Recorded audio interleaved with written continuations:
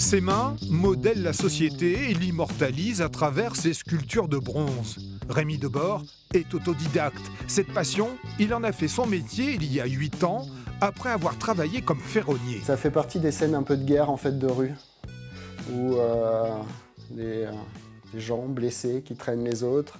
Et il y a quand même de l'entraide, même dans des moments de conflit, en fait, il y a énormément d'entraide. En fait, la guerre est complètement paradoxale parce qu'on se déteste, mais en même temps, il y a des noyaux qui se font. Donc j'essaye aussi, dans ces moments de violence, de choper des choses d'humain et d'humanité. C'est ça mon job.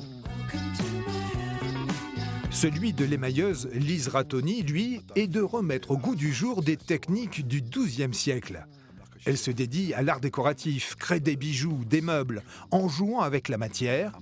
Plus qu'une artiste, elle se dit chercheuse. Je travaille différents métaux, par exemple l'or, l'argent, le cuivre. Mais aussi, j'ai développé des choses autour du laiton. On a toujours dit que le laiton ne s'émaillait pas, mais il y a certaines manières de faire. En poussant un peu et en combinant certaines techniques, on peut arriver à l'émailler.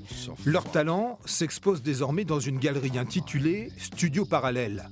Un lieu qu'ils ont monté il y a 3 mois et où ils mettent aussi à l'honneur des artistes internationaux. On a Daniel Cavé, qui est un céramiste américain qui travaille le grès. On a Marc Colette, qui est un créateur de luminaires d'ici.